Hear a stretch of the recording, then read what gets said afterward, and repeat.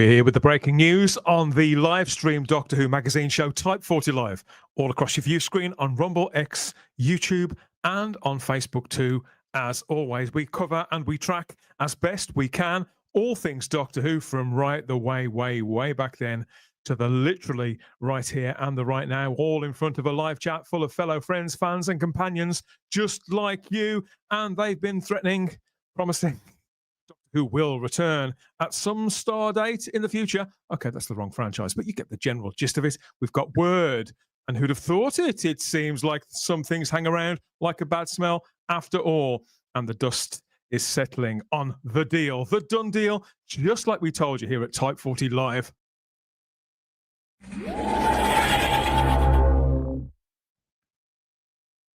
And here we are clambering into the console room here. We're not really sure what's going on. We don't know who's done what, when, or how. All we know is what is out there in the ether. Between us, several of us, we're going to try and make some sense of it as best we can.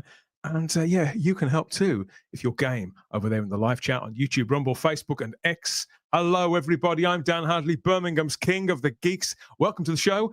Didn't think we'd be doing this one, but that's part of the joy of covering all things Doctor Who with you here on all across all the platforms. It's been a manic couple of hours. This is where I think this could be a bit quieter, come to think of it, than how it's been for the last couple of hours. You know what it's like? You know, your phone starts sort of exploding. That's the expression, isn't it? With various messages and calls and all that sort of thing, as always happens when there's big news out there concerning Doctor Who. We'll get your take as well. Of course, we will over in the live chat. So, yeah, get dishing it out.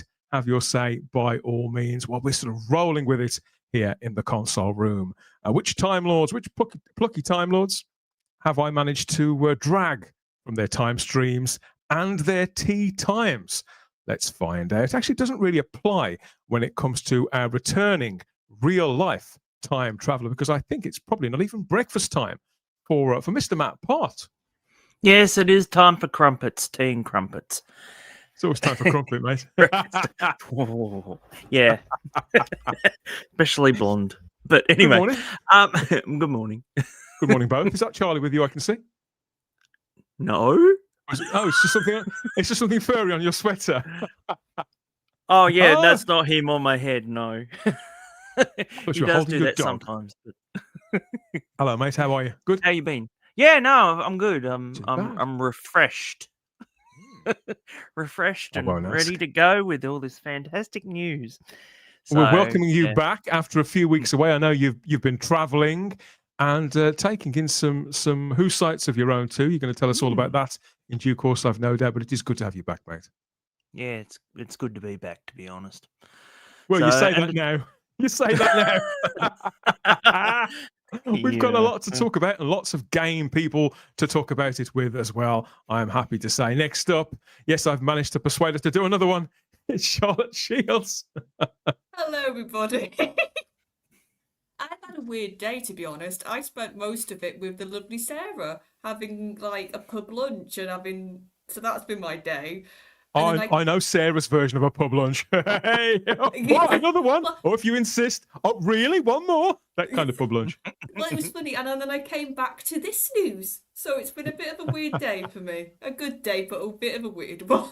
Drunk in more ways than one. Brilliant stuff. Well, can't wait to find out what you think of it too, Charlotte. I'm sure that people in the chat will be waiting with bated breath as well. Yeah. Okay, so who else? Sporting some terrific headgear that matches perfectly with our banners. I'm happy to say that Gary Akers from over the other side of the Atlantic, he's here too. Hey, everybody. Hi, Charlotte. Hi, Dan. And welcome back, Matt. It's so good to see you. Hi. Yeah, good to see you too, Gary. I figured, considering what we're going to be talking about, that my Make Doctor Who Great Again cap is incredibly appropriate, since this is not the way to do it. That's what I was exactly. You were reading my mind. Yes. We travel in hope, but let's not delude ourselves. Yes. Have you been, Gary? How was your weekend? Good. It was good. I did a great stream on Saturday with you. That was fun. And you've been all over the place. Yeah, everything's going fine. Great showman that you are, taking a leaf out of Russell T Davies' book. I know. Oh, how And dare then you! Don't compare me in the same breath to him. And just when you think that Doctor Who is the furthest thing from your mind, the logo sort of comes at you full force, doesn't it? Full contrast out of the vortex and out of the media world. Well, you know, we spend that much time sort of looking at our various devices and doom scrolling and all those kinds of things. It gets to the point where, you know, you see this logo attached to just about anything and everything, and it almost becomes a sort of white noise in and of itself. But sometimes and some dates are the kind that always stick in your memory, I think. And this could well be one of them. There are a lot of people out there who owe Type 40 a lot of apologies. Will we be collecting? I don't know. We'll see how we get. We're not bitter and we're not petty here at Type 40 Live. Okay, so who else is here? We've got more from overseas in the glow of the red, no less too. A little early for Christmas. Is it orange for Halloween? I don't know. Yes, but he's in the game closet and he's in the console room now as well. Back after a few months break. It's Dr. Scott. Orange. I should have put on orange. I don't know why I didn't think of orange. I mean, I'm wearing a Halloween shirt. Why not? Hey, everybody. It's good to see you. Scott. Good to see you too, Scott. I know you're a big fan of all things House of Mouse. So oh yeah. I couldn't think of anyone else when I saw you pop up. I thought, I've got to get Scott. Yeah, because like here, well, when he popped up, he's like, "Hey," and I was about to go to the store, and my wife says, "Oh, I'll get what you need." I'm like, "Okay," so here I am. So yeah, I'm here to talk about the House of Mouse and what's going on or not going on thereof. The lure of Doctor Who, as always. When it's a bit like the bat signal, isn't it? Yes. Or is it the twat signal? I don't know. Let us know what you think. What you think of that? Okay, not a great segue for our final panelist to join the arena, but I think he'll forgive me because he's all smiles. He's all smiles most of the time. Come to think of it, it's David Milling. Hello, everybody. Lovely to see you all. Hi, Dave. Hello, everybody in the chat. I'm in the doghouse, Dan. I'm in Oh. the doghouse. Yeah, I with the void that with the show being off, I've very much gone headlong into the Next Generation, and I fell asleep with it on last night. And but I've got a habit of talking in my sleep, sadly. Okay. And my wife angrily turned off the telly with Jean-Luc Picard looking at her at 2 a.m. in the morning. And I apparently was half asleep and then started doing impersonations of the turbo lift doors, and carried on all throughout the night in my sleep. But yes, shocked to be here, but probably more shocked than an England win against Australia in the cricket in Australia. So, I mean, well, look, on the bright side, as regards the noise, it could be worse. You could have been, you could have been performing a bodily function in your sleep. So I think that really, could have done, so I could have been doing impersonating Worf or growling or something like that. But Kapla and all that stuff. Kapla and all those sorts of things. Saying Klingon in your sleep. That probably would have been interesting. All hands abandon ship! All hands abandon ship! Talking about clinging on. We'll get to him in a little while, as well as everything else that's broken this time. Yes, so if you're new here, don't forget to check out the playlists later on, of course, when you're done with this one. Our various editions of the show, so deep dives, Ask Us Anything shows, celebrations, and focuses on various news stories as they pop up. Not usually quite as manic as this, but we try and roll with the punches here at Type 40 Live. There's the Type 40 podcast too across all major podcatchers. So if you're on Spotify, Audible, and all those places, wherever you get your podcasts, really, you can find Type 40. These are our latest sort of string of episodes, reviews, previews, interviews, geek outs, and deep dives. Jump right in and enjoy over at type40.podbean.com. But this is Type 40 Live across Rumble, X, YouTube, and Facebook, charging into battle, armed with some quotes and a press release, some I told you so's, and of course, a couple of biscuits, maybe. Look, remember what they said back in the 80s? 18 months is too long to wait.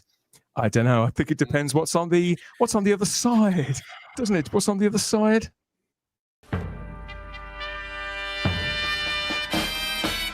Your name? Chris Eccleston, Where are you from? Salford, Your occupation is? unemployed Time Lord. What was the best thing about playing Doctor Who? The response of children like yourself. Were you nervous about playing the Doctor? Yes. What did Christopher Eccleston bring to the role of Doctor Who? These. Does the Doctor fancy Rose Tyler? Absolutely. If you had Doctor Who as your specialist subject, how well would you do? Terribly.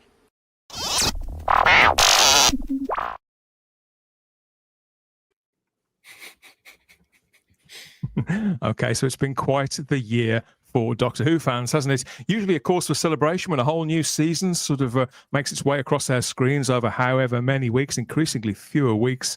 But this time, I don't know, it all seemed to kind of fall apart in record time, didn't it? We covered it episode by episode here at Type 40 Live, and with lots in between as well, lots going on in between every cut and thrust in the news cycle, in fact. And for such a short season, my God, was it hard going. Long before the season premiere, we had heard word here at Type 40 Live from our very reliable sources that not only was all not well between the star, Ncuti Gatwa, and the general production, that he was gone, but the Disney and BBC Studios deal, that was long overdue. We haven't had to wait as long as I thought we would for confirmation. It has arrived with this press release from the BBC today over at their media centre. So let's get stuck into it. What did they say and how did they say it? The headline said, BBC confirms future of Doctor Who and a new Christmas special in 2026. I love how they prioritise these. It's like, make sure, okay, so we're not really giving them good news, but we're going to make it seem like this is all part of the plan. And they say fans of the beloved series have much to enjoy ahead of the special. No, you do. You've got much to enjoy ahead of the special, with the war between the land and the sea and an animation series for CBeebies, which is in development. Just the ideal thing for Doctor Who fans, of course it is. But this does end months of next to silence on the specifics of Doctor Who's either short-term or long-term future. When we get something like this directly from the press office, it confirms precisely what we'll see next and when and who will be providing the script. So this is another one of those occasions, isn't it, Charlotte, where just when we think everything's gone quiet, up it pops. You've been out and about all day. I suppose you turned on your phone and saw some news. Yeah, like I said, I wasn't looking at my phone during the day, so it's when I got back. And half of this I was not surprised with at all. I was sort of waiting for the official confirmation of it, which is the Disney part. I was very surprised about the special getting announced. That's the one that sort of made me go, huh? And I think that's because, like you've just said, and a lot of us have said, we didn't think we'd get anything as solid as a special, or let alone what the next technically scripted bit of Doctor Who was going to be for a while yet. I feel I should say that we did have, and we have reported on this for a little while, but it was only coming from the one place. We had heard that a special was the next thing that was planned, and we had got a date on that as well. But we do like to sort of check with multiple sources before we go with anything here at Type 40 Live, rather than just sort of rush to the screen with literally anything. We like to get it verified before we bring it to you, so that we've got, I don't know, that there's some grounding, I suppose. There's some sure footing underneath the things that we're going to be broadcasting. I mean, when the BBC said that Doctor Who would return, I never doubted them. The property is worth a considerable amount to the BBC, despite the inauspicious way in which it left the screen all the way back in May now, leaving everybody talking about it for the wrong reasons. And Disney themselves, Disney Plus, have been really, really quiet in pretty much every respect ever since. I mean, Scott and Gary, you're both in America, very much, the home of Disney. We couldn't help but notice there was a lot less advertising generally speaking, anywhere near the Disney brand in 2025 than there had been in 2024. Is that fair to say, Scott?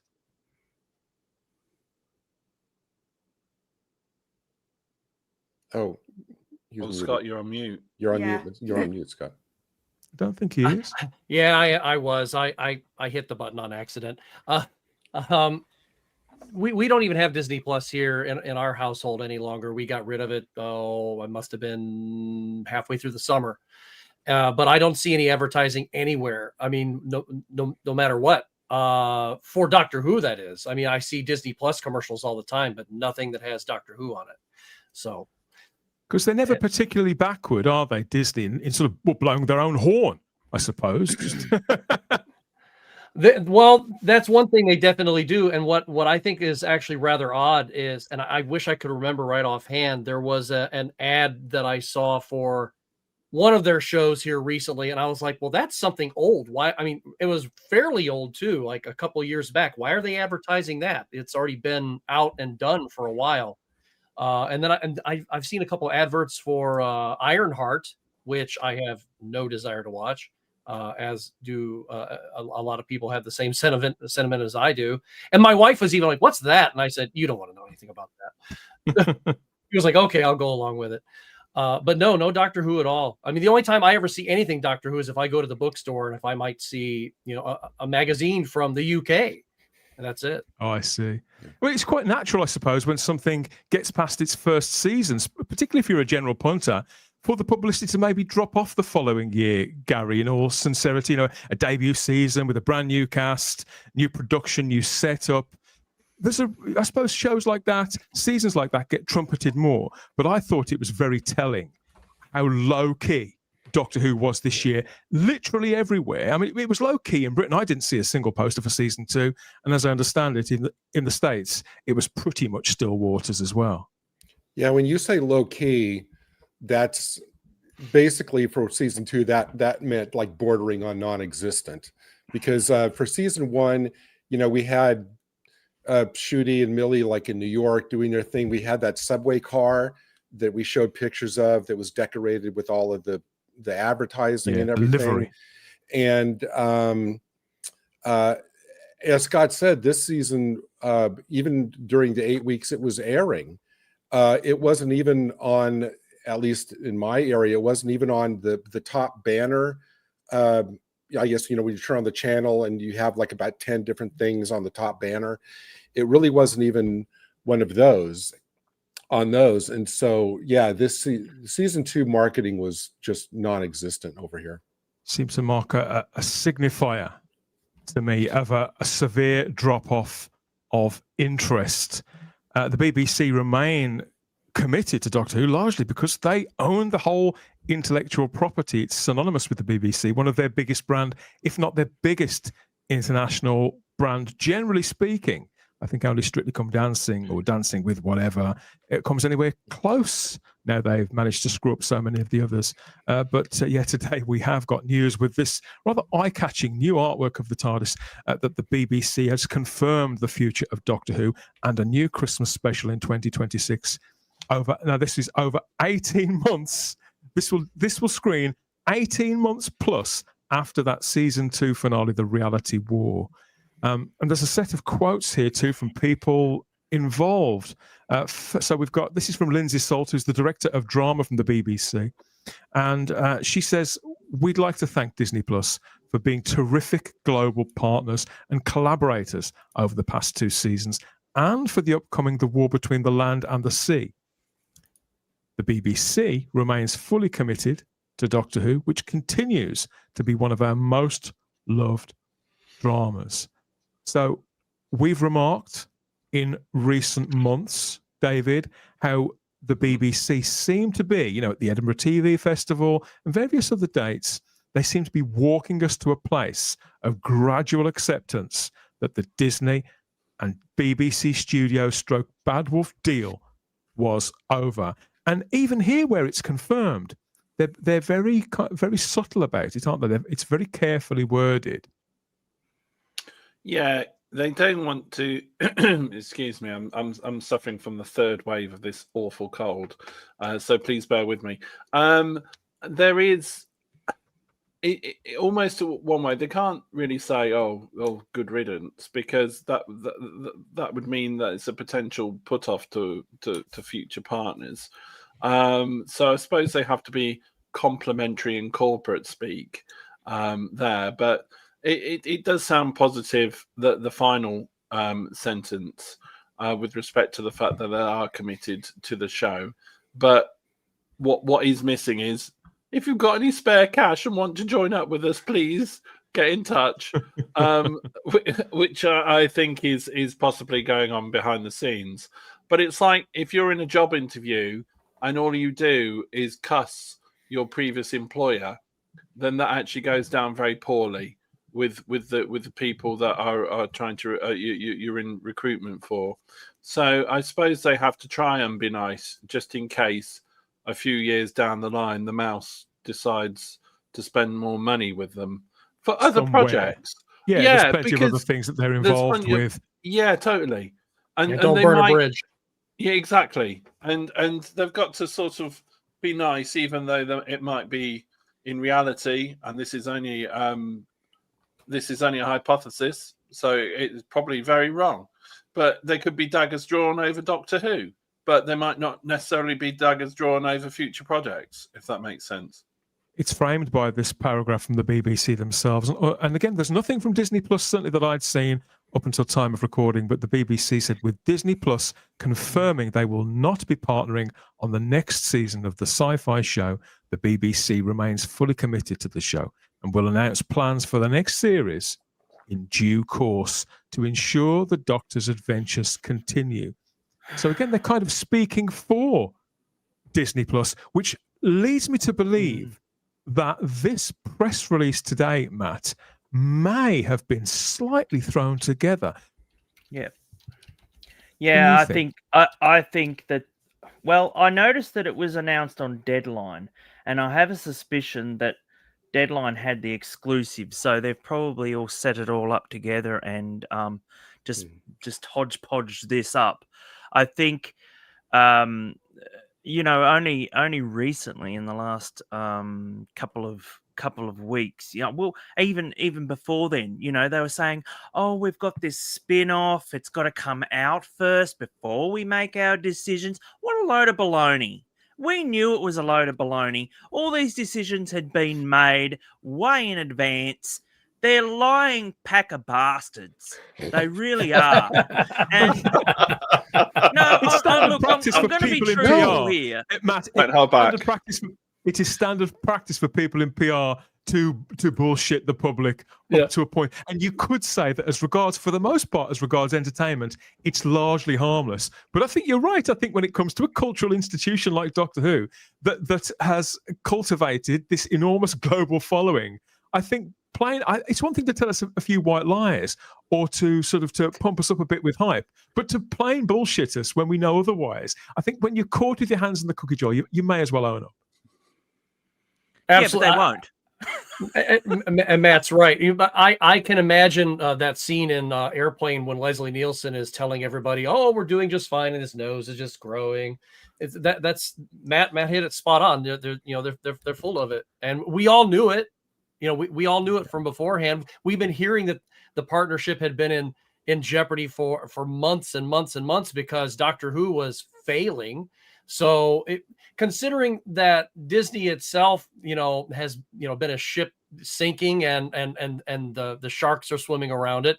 I mean, they're not going to spend any more money than they have to, and they're certainly not going to partner with somebody who's dousing themselves with fire and gasoline. So, I got to say, I also completely agree with Matt. I think he's dead on, because it always seemed kind of absurd to me that they wouldn't have, seemingly they didn't have enough evidence from the performance of the 21 episodes of the main series to make their decision. They had to wait for this little side project to air to be the deciding factor. That always just seemed totally absurd to me. I tell They you weren't what even has conscious of. surprised me, though. I thought, like I said before, I was like, we're going to eventually get this confirmation either way. And I was in my head, I was like, it's probably going to end that Disney's out the door. But I thought when we eventually get this announcement, they will couch it by saying, and our new streaming partner is Yeah. insert somebody here, like Yeah. all the names that have been floated around. And I'm a bit I surprised that they've announced the Disney aspect, but not with another international streamer to sort of say, look, but we've got somebody else on board. I don't think that's an unreasonable observation to make, but I don't think we live in that economy anymore. I think the streaming, what they call the streaming wars, I think it went from a Cold War to rather a hot war. And now I get the impression that it's over and that people are kind of picking up the pieces of what's left. I think some studios are pulling out of streaming altogether or combining resources, I think. And so I don't think the landscape is such that they can go around with that bowl again, not so soon. 3, maybe 4 years later, I don't think it. And also, there's no rush, as we'll come to, I'm sure, as the conversation continues. Moving on, I mean, they've led with this artwork, which is absolutely everywhere, but matched to a statement: Doctor Who returns Christmas 2026. So going on to confirm, we are delighted that Russell T Davies has agreed to write us another spectacular Christmas special for 2026. This is Lindsay Salt again, director of BBC Drama. Again, on the surface, quite a polite, nice little statement. There's not really any fat on it, but I am very drawn to the wording that we see here because, as you know, we made a big song and dance a few weeks ago of publishing our report that Russell T Davies was on his way out and that he was going to no longer be showrunning Doctor Who. So to see his name in play there for a further Christmas special, I think, what does that mean? Have things changed? My instinct is not necessarily, and I'll tell you why. It's because if you were employed as a showrunner and a head writer, would they use this sort of language that individual has agreed to write us another spectacular Christmas special? You're taking it as given that a showrunner would be writing that, a head writer would be writing that. There wouldn't be any agreement to be sought because that person would be under contract in that role. My instinct is that they've secured Russell T Davies simply for this one special as a continuation of the storyline that was it a storyline of the plot development that he left us with at the end of the reality war, effectively saying, well, you've got to clean up your own mess, mate, before you get out the door. I mean, to me, or you're not getting your security deposit back. Yeah. So what I'm saying is, just because Russell T Davies has now been commissioned to write the continuation of the reality war, it is just one special. I maintain I've got no reason not to continue to believe our sources here at Type 40 Live that Russell T Davies is no longer the showrunner of Doctor Who. What do you think about this one, Gary? I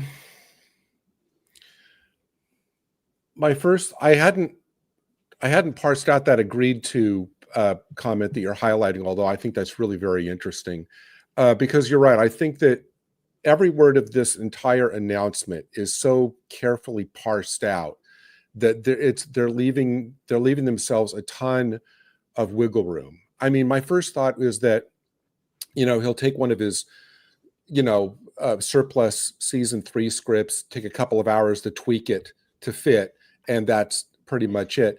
And you know what? I have to say, I thought Russell was storming off to have a good sulk after everyone rejected his vision of turning the Doctor into a gay icon. I mean, who do they think really is yearning for more from this guy? I mean, in my opinion, there's absolutely no rational basis for letting RTD anywhere near this show unless there was some behind the scenes quid pro quo that Russell gave to the BBC. And considering where the culture is at this moment and how far things have moved on when he wrote the stuff for the last couple seasons, by late 2026, I fully anticipate that if this thing airs, it's going to be even more colossally out of touch, because I think that we've already moved on now. By late 2026, he'll still be stuck in whatever kind of ideological cul-de-sac he's in now.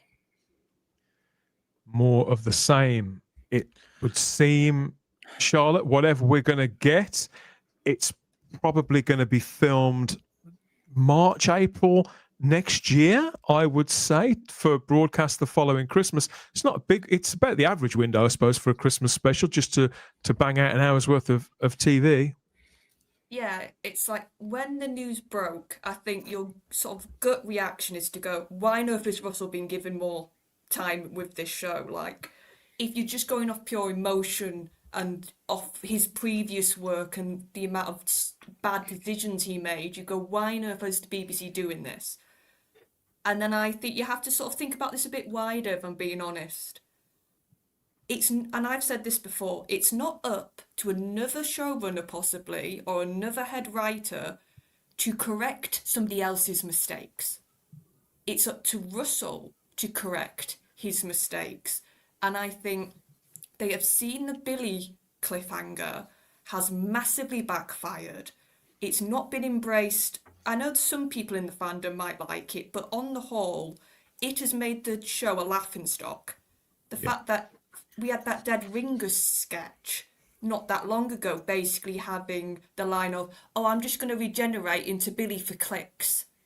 The fact that that happened, and that was a contemporary of Russell saying that, it wasn't somebody online, it was John Coleshaw saying that. So I think they've gone, and this is just my speculation, they've gone to Russell, okay, you're out the door, but we need you to do one more special so then we can explain what on earth Billie Piper is. Is she a doctor? Also, I don't think it's even as deep as that. I think when you've got a situation where there is, for the time being, only one more special, you can't commission a new writer. I don't even think you can commission a writer who's maybe written 2 or 3 of them before. It has to be someone. It has to be a Russell T Davies, a Stephen Moffat. The first episode in 18 months on the biggest TV day of the year. And we have no real idea either. Now, this is going to be Christmas 2026. When could the next season appear? It could be another 18 months after that. So it has to be in the safe pair of hands, or someone who the BBC views as a safe pair of hands. But go ahead. Sorry. Can I put a theory forward that since this is now going to be BBC funded, there is no streaming giant behind this now.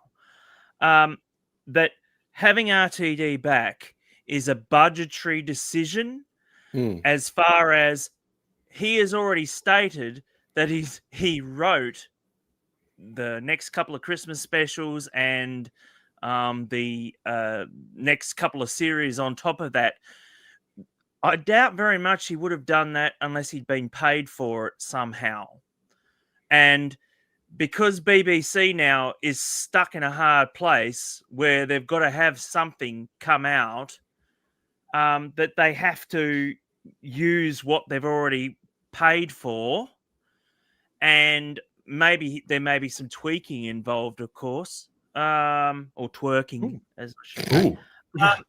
But maybe this is what's going to happen, and the fact is that they've probably told him to pull back on the indulgency now, and that he'll have to write for something that is of a cheaper budget.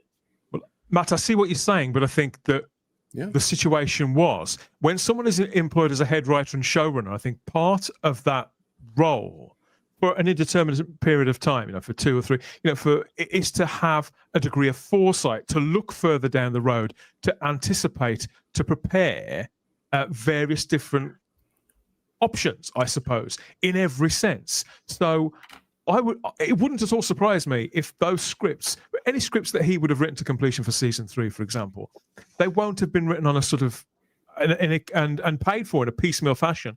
He would have supplied those and written them in that capacity as the showrunner. Okay, I'm running the show. Here's where we're going to run it to. But I think this is a completely different ball And game. My where we're at question now. is he still showrunner? That it hasn't We don't even know. been mentioned in anything. Yeah, true. So this is my point.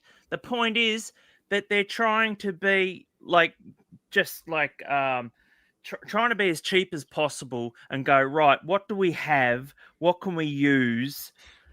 Who's in charge? Obviously, Bad Wolf is still doing the hard yards, and for I don't know how long their contract is running for, but is he Until running the show 2029. still? Is he still the showrunner? Well, Because Matt, that's the thing. writer. This is the ultimate place that they're walking us to, because once it becomes obvious, once it becomes known that Russell T Davies isn't show running this anymore, that he's departed, it then looks like it's a captainless ship. It's one thing not to have a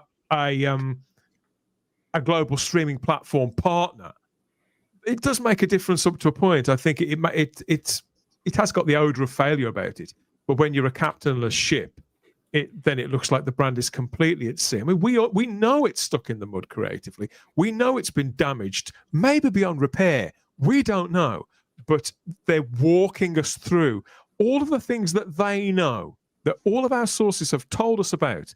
They don't want to drop it all at once. And I think to the press and to marketing, it makes sense that a high-profile writer would still continue writing this. And there's no rush. I think we'll get there, but we'll get there probably in the new year. And I think that's part of why we've had something else confirmed today as well. I think that's tied to that as well before that man can be cut loose. But back to Lindsay Salt for a final quote.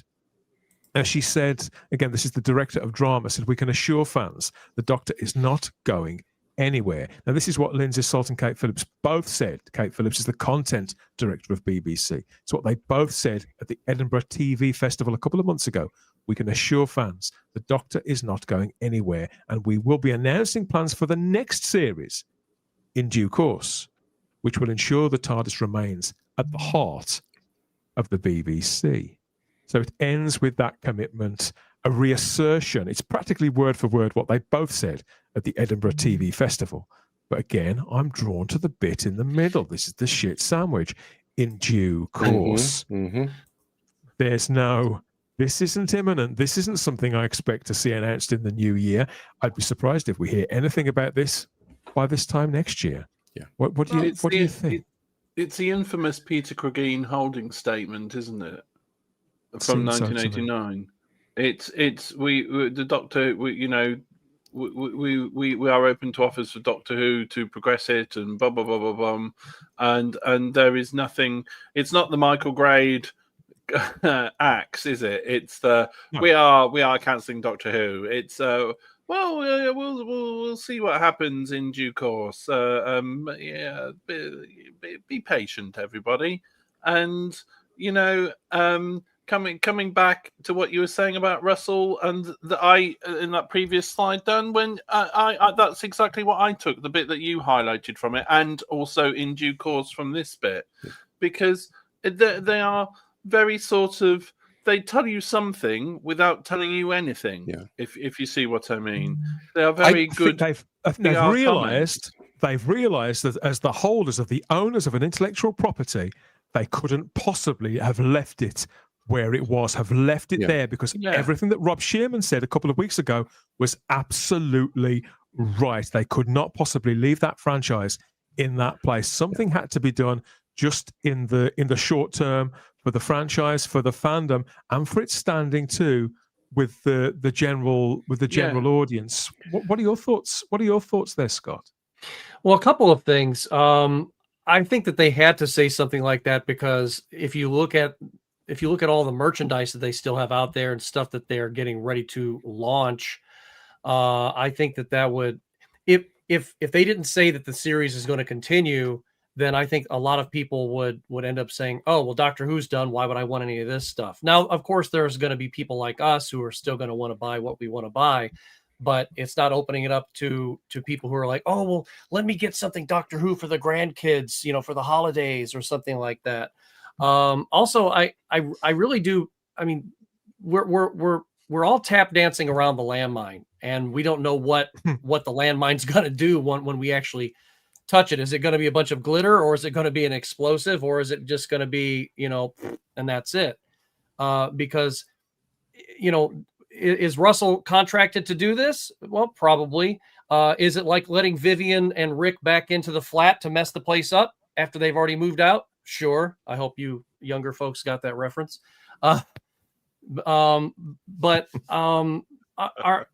Is it possible that nobody else wants to touch it? Hey, Steven, you want to clean up after him? Oh, hell no, I'm not touching that. Yeah, So you're right, Scott. I keep coming back to the fact that these quotes are always as vague can be. And Dan, you mentioned a few minutes ago that something about all of this feels kind of rushed and put together quickly. And I'm wondering, maybe they got word that Disney was going to make an announcement of some kind themselves. I don't know, but it just seems obvious to me that, well, it's obvious to me, my opinion is that the BBC had to announce a special to show that Doctor Who, and I put it in air quotes intentionally, is continuing. Otherwise, it would only be the humiliating official announcement that Disney told the BBC and RTD to go pound sand. So to mitigate this complete embarrassment, now they can point to this RTD special and go, see, everything is just fine. And we have faith in RTD. And so they put out this vague PR spin about, as you say, in due course, knowing that some part of the fan base, as they're already doing, will instantly spin that as another series is guaranteed, which is not what that statement says. BBC could wait a year and say that their plans are that there won't be a next TV series. Who knows? But I think they're counting on the fans to propel this and build the enthusiasm out of this really vague statement. Yeah, I agree. I think they were realizing basically the void which they created themselves by doing a cliffhanger ending and having Russell basically say in a load of interviews, I don't know what's going on, and having sort of these vague statements from them, from like the head of drama and all of this. A void creates noise which you can't control. A void creates sort of rumors that you can't squash as easily, and sort of this feeling of, because it did this year, as soon as that series went out, we've all commented on the streams afterwards, this has been the weirdest sort of limbo the show's ever been in at this point, because we've not been given a definite yes it's coming back, and we've not been given a definite yes it's cancelled. It's sort of been held in this limbo. And I think this is them just giving a bit more sort of oxygen of Russell's writing a special. In due course, we'll tell you about the next series. Oh, we've got a kids show, also a part of this announcement, which I noticed that's now in production. That's news. Before they were it's in development. Well, development, that's not production. Well, sorry, but it's gone then from, please can we have pictures, which is what I think the last news we had about this CBeebies thing, to it's in development. So that's moved further along, clearly. So I think they're using basically my analogy now is spinning plates. They're spinning a couple of plates to keep us quiet. Yeah, it's all to illustrate the fact that the brand, despite how it may appear that the brand is not completely exhausted, it has not expired. I mean, we are still less than 2 years ago was the 60th anniversary of Doctor Who, where we were introduced to the 14th Doctor, and then a couple of weeks later, the 15th Doctor. And I wouldn't say that was a time where it seemed like all things were possible, but there was a real push. There was a sort of momentum behind it. The public certainly knew it was back. Things seemed to be going in the right direction, I suppose you could say. It had got everybody's attention for the right reasons. And then it gradually started to to ebb away. It's the point where, to the naked eye, this is a show without a lead actor.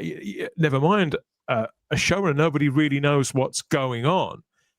And so, however far these statements will travel, and they do travel, I think within half an hour of them making that press announcement, it was everywhere. I saw the lists turn up in my newsfeed, and it was going to some of the most unexpected sites where you wouldn't think it would be a sort of a Knitters Fortnightly, Anglers Weekly. All this stuff we're picking up with this. So Doctor Who is still sort of big news. It's just a pity that it's never big news really for the right reasons. And I think it seems to have become this sort of slow motion car crash, Matt, or almost like the fortunes of the series itself have once again become a spectator sport as they had been in the mid to late 80s.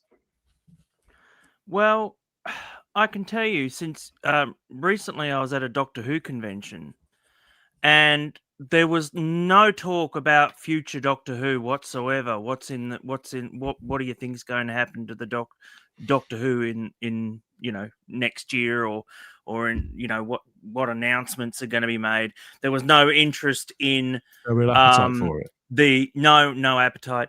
The spin-off, there was utterly no mention of that. No one gave a hoot. And I think they're gonna have to really work hard to get people interested in this, in a special again. Possibly they're hoping for a bit of a ratings bump, but I don't see this being sold, and especially at Christmas, I don't see this being resold straight away to other countries right away. So I think there may be a bit of a so I think there may be a bit of a 1 year lag, maybe, because this is a Christmas special, and Russell with his Christmas specials, he likes to put something in it to do with Christmas. So it's going to that may affect sales. I suppose you know better than I do. You don't know better than I do, don't you, Matt? That traditionally, all over the world, particularly the Commonwealth, Canada, Australia, there are these places that were traditional homes of Doctor Who, which would have taken it, showcased it, broadcast it wherever for their audience. ABC in Australia, I'm talking about, and they would have taken pretty much anything sight unseen because it was Doctor Who. By ditching, well, you got to remember. By ditching all of those international broadcasters and going with Disney Plus, that's not an option for the time being. They may have to go away and renegotiate with some of those places, channels. They may not want to go for a streaming platform at all. They may want to go down that road. But what I'm pointing at is selling a particular streaming platform on a package of 26 episodes, which is what they did in 2022. Disney were on board for those 26 episodes across a 3-year period. There's what you're going to get, and there's the length of time with which you'll have to show it for to make up content on your platform. 2 or 3 years later, they've got 1 hour of content which doesn't belong there. So where does it belong? It can't just be for a domestic audience. This is a problem I suppose they've got a year to figure out the solution to. Can I also just mention, and remind people that when the announcement with after the Power of the Doctor was shown, there was that announcement from the ABC here in Australia that they couldn't. They were done with Doctor Who for the time being because of rights issues or whatever, and they actually had to put out that statement. And so now BBC is going to have to crawl back, and so I think that they're in for quite a negotiation, I reckon. The more I think about this statement, and Dan, the parts that you've highlighted, I actually think that in many ways this is a really ingenious and yet completely cynical marketing strategy, because what they've done is they make a statement, whether it's hurried or not, they make a statement that seems to promise a lot, but in actuality really commits to nothing. Yeah. And they're going to rely on the internet and fans to kind of morph it and twist it into a certainty that they can say, well, they never said that. One more thing, if I could, to follow up on what Charlotte was referring to about the CBeebies thing, that first headline that you put up at the start of this about the from their press release, which says, well, in the meantime, between now and Christmas 2026, there's a lot to look forward to, which is the war between the land and the sea, and the CBeebies thing is in development. I actually want to throw a question to my own personal animation guru, Matt, and say, okay, Matt, if you have an animation series that at this point is still in development, it seems to me that unless they're planning on doing overnight South Park type animation, that it will take a lot longer to get an animated series from being in development to being ready to air in less than a year, which is what that headline actually says. Well, because Gary, they mentioned late 2027 in their original release for that as but their that's target. that's not what the headline that you first showed, which is the fault of the headline. That's not your fault, obviously. But the headline doesn't seem to say it. It says it. It says, in the meantime, before this Christmas special, we will get War Between the Land and the Sea and the CBeebies thing. So, Matt, am I wrong in thinking that that is a ludicrous margin to develop an animation series in? Well, since it's for CBBBCCs, whatever it is, obviously, you know, that's for babies or little kids. So why they're mentioning that, I don't know, because I'm sorry, but little kids aren't going to read that. The reason why they're mentioning it, I'm surprised that this byline doesn't include, oh, and don't forget Big Finish and books. Oh, and we've got a new computer game. It's to say Exactly. our brand. It's to say our brand is not dead. That's all this is. They know that people aren't going to remember. There'll be precious few. Only us remember anything about that CBeebies show. The general public will have forgotten about it weeks, if not months ago. So it's just there to say, look, not dead, not dead, not dead, not dead. And then they trot this out. And in this statement, just as you said, there's quite a lot of words in there. And all it really tells us is we're going to be getting one episode, when we're going to be getting it, which is Christmas 2026. It's not even pinned down to a day. And who's going to be writing it? 3 solitary facts, plus the 4th, which they don't even state in any express terms. They thank Disney for their collaboration, but that's it. So we get 4 facts over however long, and just a reassertion of the things that were said before, both by Lindsay Salt and Kate Phillips. To answer Gary's question, by the way, if it's something like, it depends on the quality of the animation. You're probably looking at something like, for example, say the Doctor Who range of animations that they've been shoveling out, putting it out mildly. They take about a year to produce. So it depends on the quality of the animation. If it's something like an American animated show or whatever, you're probably looking at least 2 to 3 years in development. Yeah. It's a moot point. Yeah, and just to add, from my memory, when they initially announced that this CBeebies thing, I think they said like 5 to 10 minute episodes. Like it's very short. Yeah, it's very clear it's very, very clear what the format is. I'm amazed they dragged it into this because there isn't going to be a huge amount of crossover. Yeah, the fans will be aware of it. You know, we'll probably be talking about it from now until Kingdom Come. But generally speaking, I can't expect there'll be that much of a crossover. As I say, it is just there to fill up the words. For all I can see, yeah, it's people who are invested in the brand. That's who it's there for. The real weight of this, the only real worth in this, is to assure us that Doctor Who will return at Christmas 2026. Disney confirmed to no longer being partners on this, but Russell T Davies will be writing the script in certainly his capacity as a script writer. I certainly have no cause to believe.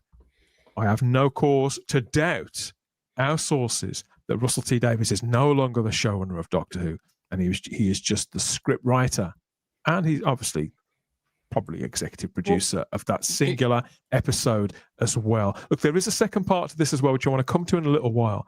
But I think that the people in the live chat on YouTube, Rumble, Facebook, and X have listened to us rattle on for rather long enough. So let's go and see what they think about all of this, and then we'll come back and talk some more. Ah, perfect. Just the person I need to see. Firstly, loving the outfit, by the way. Really suits your hair. Secondly, the universe is falling apart. I don't have much time to yet. I need to shoot off. I need to do something. But by all means, this is imperative. Watch Type 40. Type 40 podcast is where you need to be. Seguida!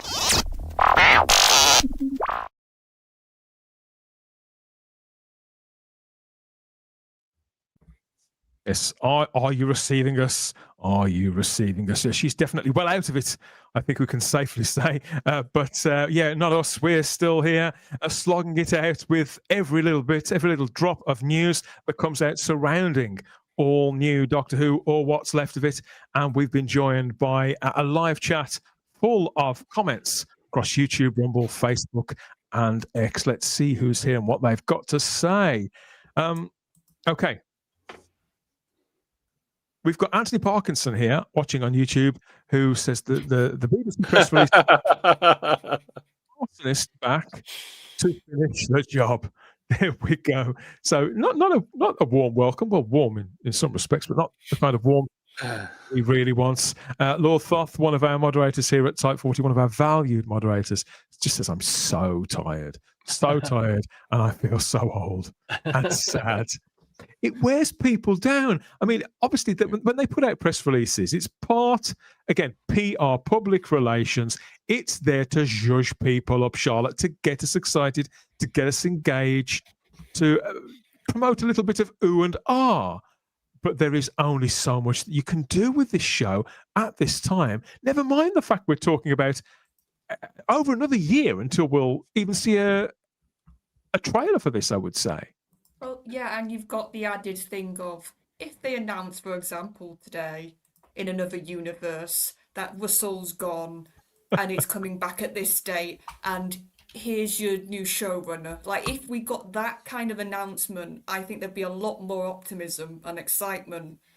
But when you literally say, the guy that's done a really bad job for the last two series has come back to do another one, I completely understand why I think a good chunk of the fandom is just going to go, oh, all right then.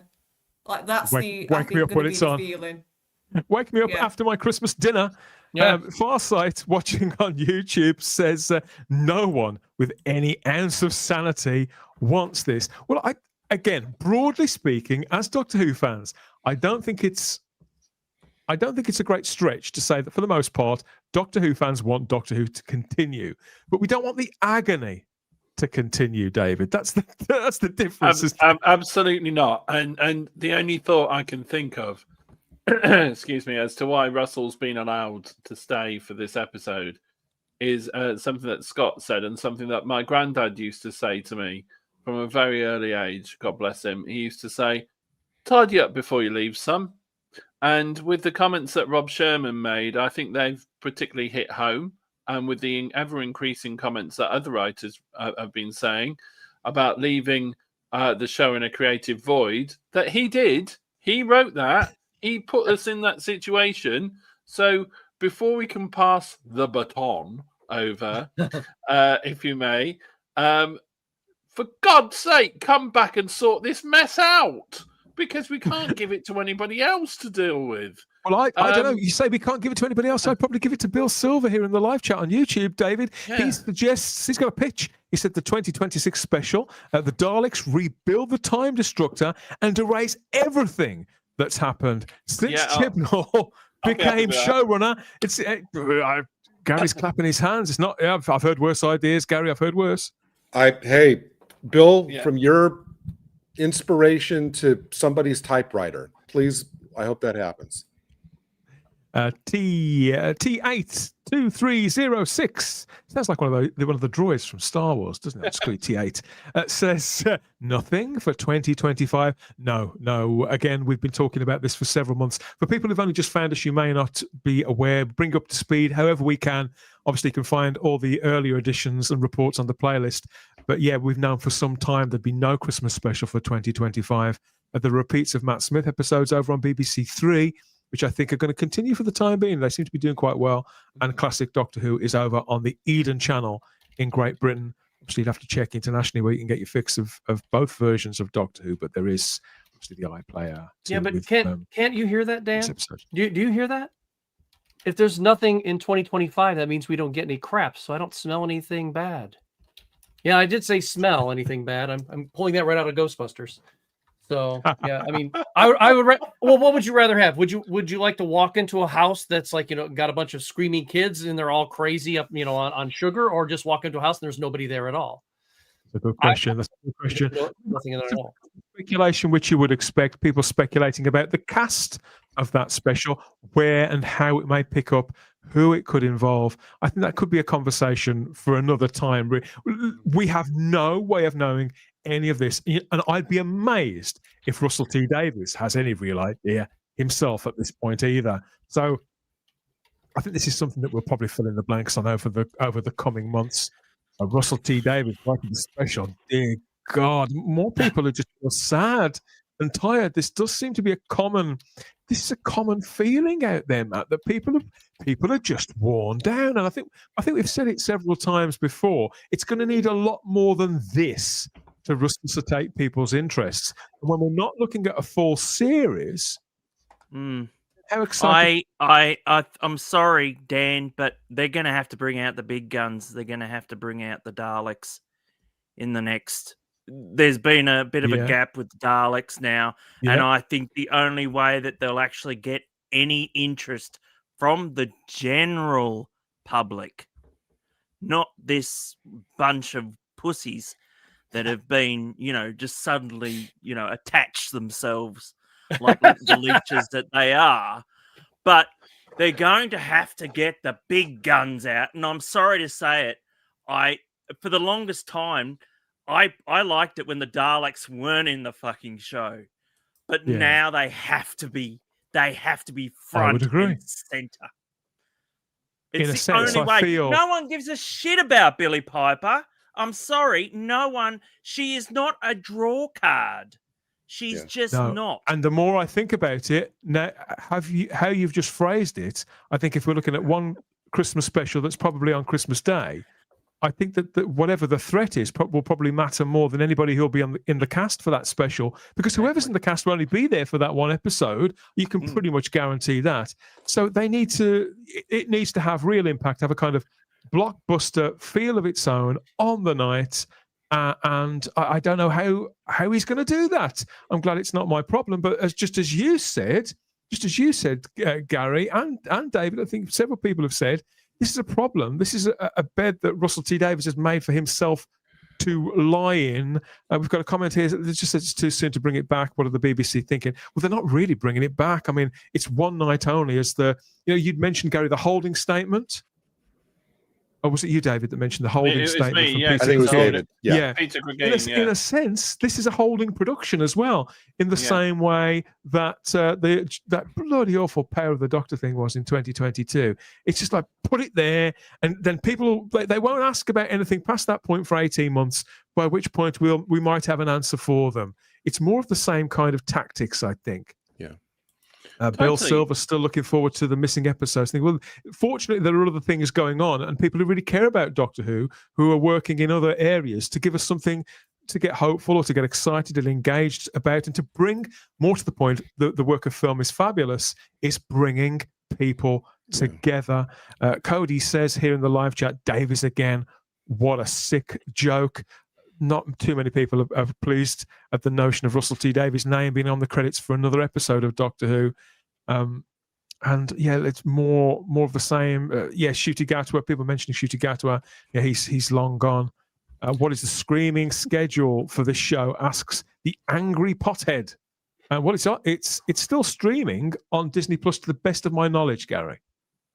Does he mean Doctor Who or does he mean this show? Yeah, that's what I'm wondering. I assumed he I meant think Doctor Our Who. show. That's a I new think he means name. our show. Stick around, angry pothead. Yeah. Make sure.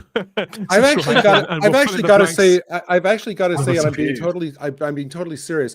I thought for a quick second that what Matt was going to say was when they bring out the big guns. I thought you were going to say, Matt, that they need to bring back Jodie. Yeah, I really know did you're think you were going to say that for a second. No, I But I when would he says- use something so When he obvious. says "bring back the big guns," I assumed he meant Perry. To tell you the truth. Oh, very Just- good. I, But you know, the I one, definitely didn't mean Joe Martin. That was for sure. well, you know, but the one thing about this, to echo what a lot of people in the Joe chat seem to be saying, then this is just my own personal belief, is that with every bit of news like this, I just feel like the prospect of us ever getting good, solid Doctor Who again just continues to fade more and more.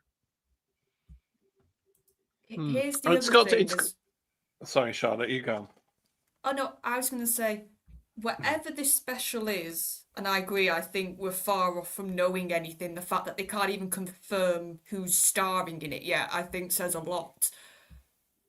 This has to end with an actual ending, this special. We can't Yeah. have another clickbait ending. We can't have another cliffhanger. I think Billy, and this is just my guess, I think Billy needs to regenerate to whoever's our next full-time Doctor. No. Yeah, and I think Because wouldn't that that- mean? I Sorry, think.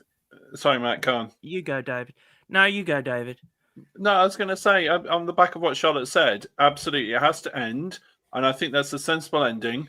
But also, it has to be more epic than the Five Doctors and Day of the Doctor combined. And I'm not sure with an a definitive ending, as Charlotte suggests. And I'm not sure that Russell has got that in him anymore. I'm happy to be proved wrong. Neither am I. But Neither am I. it has to deliver. It has to deliver. And that's what worries me, that truly it's an absolute, for me, it is a bit of a last chance saloon. We said Joy to the World was a last chance saloon, but we really, really are now drinking at last orders in the last chance No, saloon. I believe that we are past the last chance. So this is the show picking itself up yet again. I agree that it does need to be epic, but more to the point, I think it needs to be memorable and to encapsulate the feeling of Doctor Who, whichever generation it is you were when you started watching it. And that's not impossible to do that in a straight hour. But if you can do that in a straight hour and resolve the ridiculous end of the reality war, I think that's quite a tall order. I'm sure that that's what Russell T Davies will endeavour to do that. I think if it was another writer, it wouldn't have surprised me if they'd have picked up with no mention of it, because it's Russell. He will resolve that in some way. And I do expect Billy Piper to be there in the cast of that special. As for anybody else, I wouldn't like to say. I mean, despite my being a fan of his for many years, the very last person I want to see anywhere near that TARDIS, I include Billy Piper in this. I don't want to see David Tennant back in any way, shape, or form. I don't even care. I don't even care if the actual Doctor isn't in it, as long as it feels like Doctor Who, looks like Doctor Who. I don't know. It's almost impossible to theorize about this because of the situation we were left in, and because of the state of mind and the state of Russell T Davies' own talent, which is dilapidated in itself. The man is well past his best. And so he could come up with any old shit. I mean, let's not forget, we're talking about the same guy who seriously put forward this. Oh my God. Stephen and Vicky, Peter Purves and Maureen O'Brien. Yeah, no. At one point I thought about putting him in this episode. Did you? At one point there was a giant cow in UNHQ. One of the creatures like the Vlinks. Oh yeah. It was going to be a big cow sitting at a desk. Then it turned out to be Stephen in disguise. And the things that go through my head, I know. The things you don't ever see, that like, he was going to go wham like that. I'm here to fight the toy maker. And it would have been much better.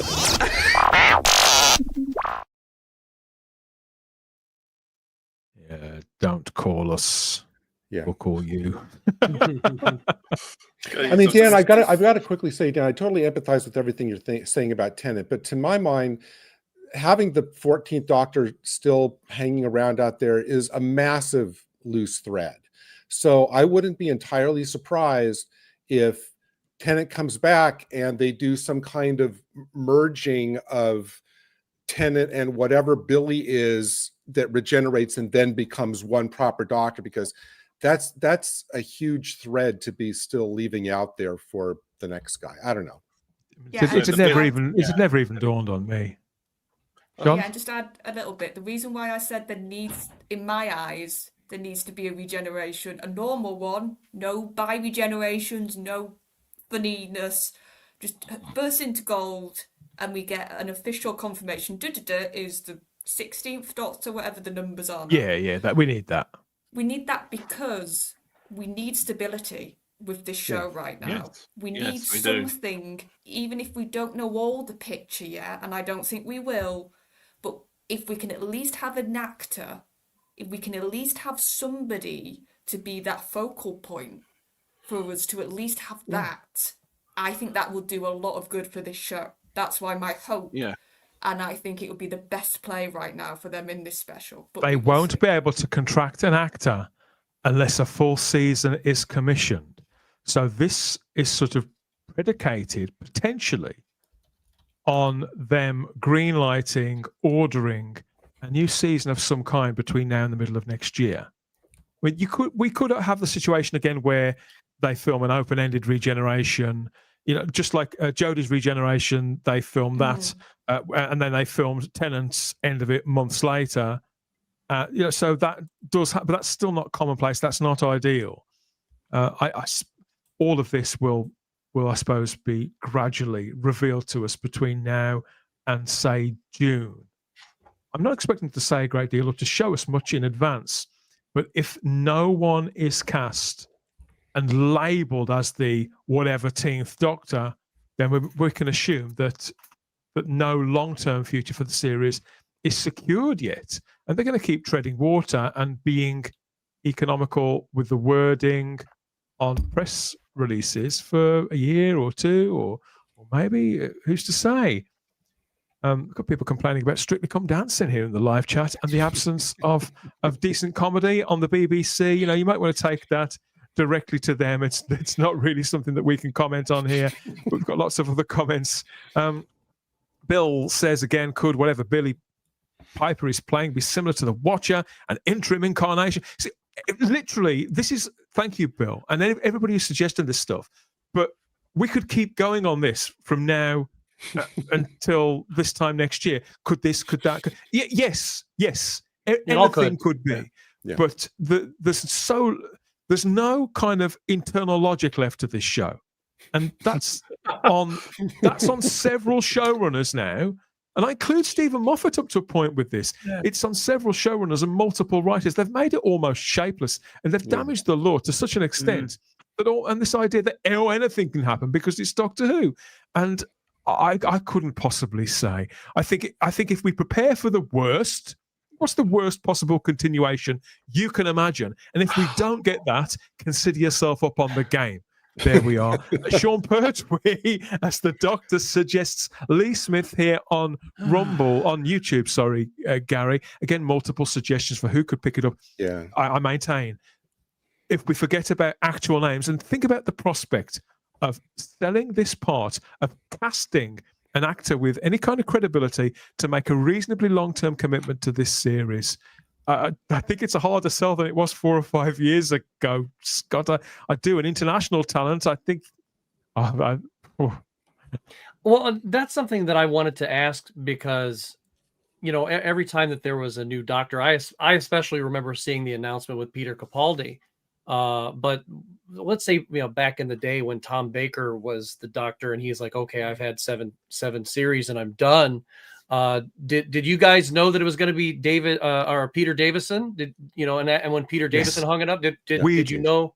Okay, because since I was watching it here as a kid on PBS, those had been long past. So I'm watching reruns from years ago.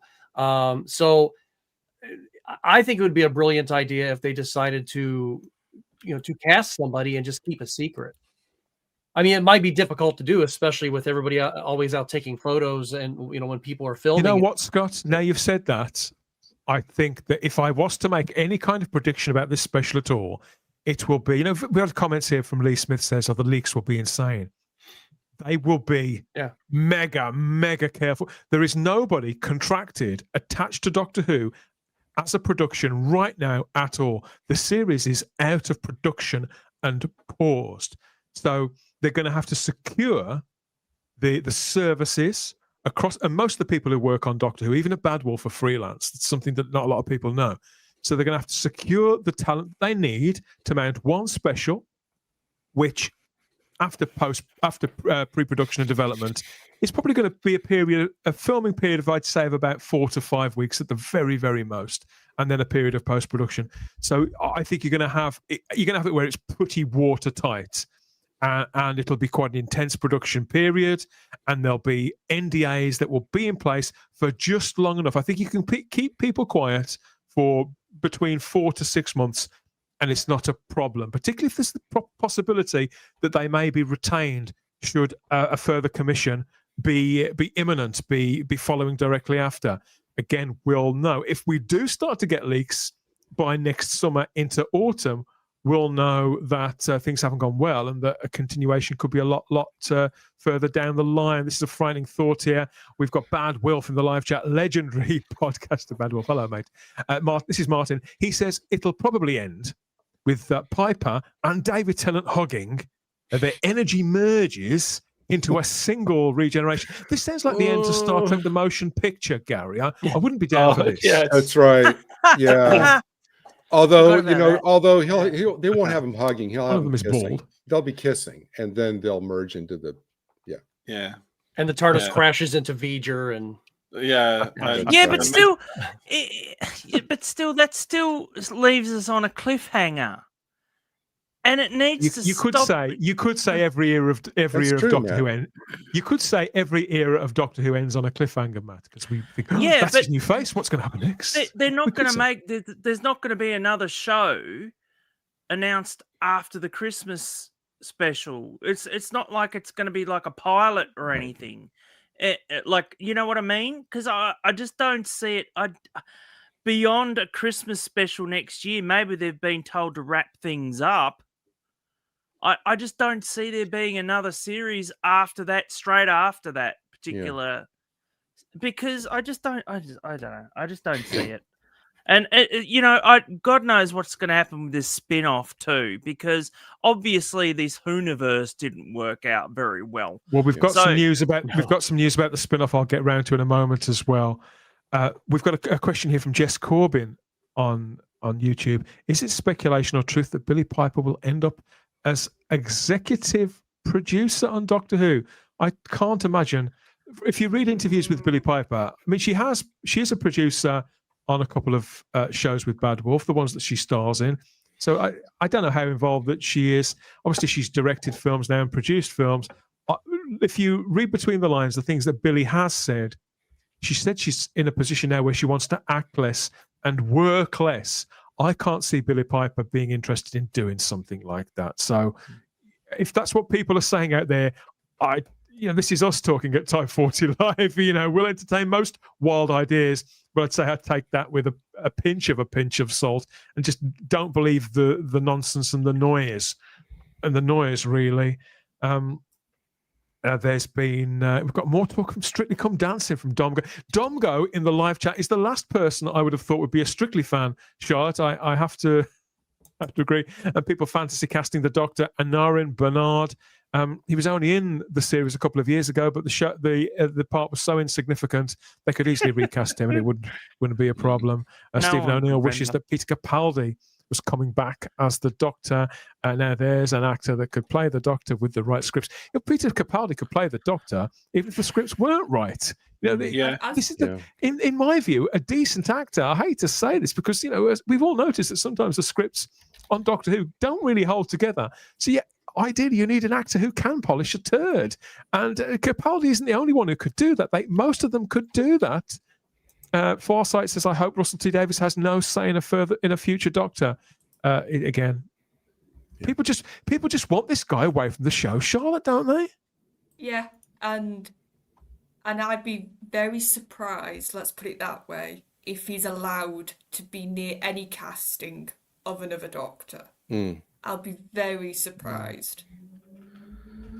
I And like I don't said, know. Even if my sort of speculation point Depends on how much he fancies him. what I was going to say with my speculation point before, Or them. technically we saw Matt in that in a Russell episode, and because and then Moffat came on as showrunner, so you can have your new actor possibly be in the final episode of the current run. Like, that is established, so Yeah, we will see. and I think that when we're talking about showrunners and everything like that, and who's writing and who's casting and everything, I come back to Simon Horton's point all the time. It would be as ridiculous as Derek Sherwin being involved in the casting of something 20 years after it first started, after he was producer first time round. It would be absolutely ridiculous for Russell to stay on past this special, because for a show to have been in existence for 20 years and only have 3 producers, and for them to keep recycling it, it's just ridiculous. It just needs somebody new to come in to cast their Doctor. Russell to say, right, I've written up to this point, you take over that first scene, like he did with Stephen Moffat. Good luck. That has stayed with me since Simon said it a couple of months ago. As the more you think on it, the more ridiculous it is. No other show, to the best of my knowledge, would even think of doing that.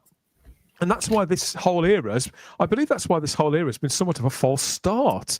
I mean, the relationship between Disney Plus and Bad Wolf disintegrated in record time.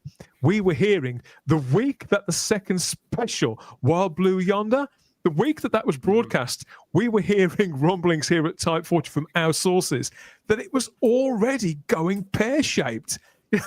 Okay, they were filmed quite a way in advance. But it seems that it had been disintegrating over a certain period of time.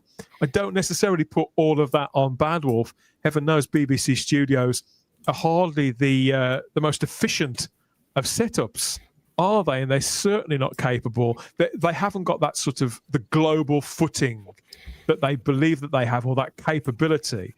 But all of these individuals that we're looking at here on screen have an enormous wealth of experience to their credit. Now, I hate to think how many years between Tranter, Gardner, Russell T Davies, Collinson, and the other gentleman whose name I can never remember. Sorry, mate. But it's a lot. It's a lot. And you would think that they could have guided the ship a little better into different sort of water. Speaking of which, let's get round to the second bit of news that we've had today, an update on the spin-off, The War Between the Land and the Sea. The BBC did confirm today, too, that The War Between the Land and the Sea, this is a 5-part event, mini-series spin-off from Doctor Who. This will air earlier than they previously announced. Now, whilst there wasn't an official press release about the airing of the spin-off before, it was mentioned publicly by people at the Edinburgh TV Festival. It's been stated now 2 or 3 times that it was scheduled to air next year. You know, we've all seen the quotes. I think there was an interview given to the Telegraph as well. So it was out there. It was accepted. It's going to star Gugu Mbatha Raw. Here she is, there underneath all of that. Doesn't she look? Is that her name?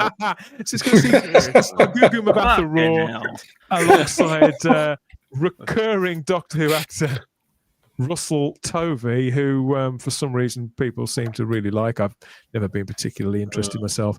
And so the BBC have been sort of saying coming soon for quite a long time. But the soon, and this, well, soon, isn't there? Soon, maybe whenever.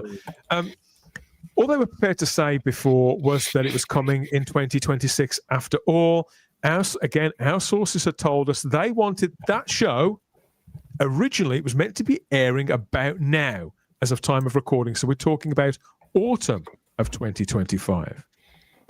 Disney Plus were the stumbling block there because of their, how can I put this?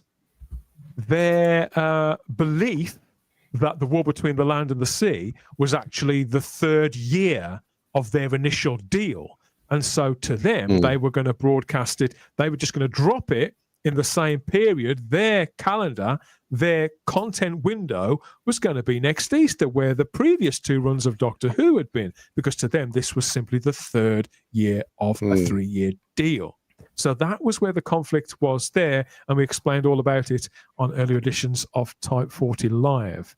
It seems that's not going to happen now, and that this is expected to broadcast. All the BBC have told Radio Times is that The War Between the Land and the Sea will now broadcast before the end of this year.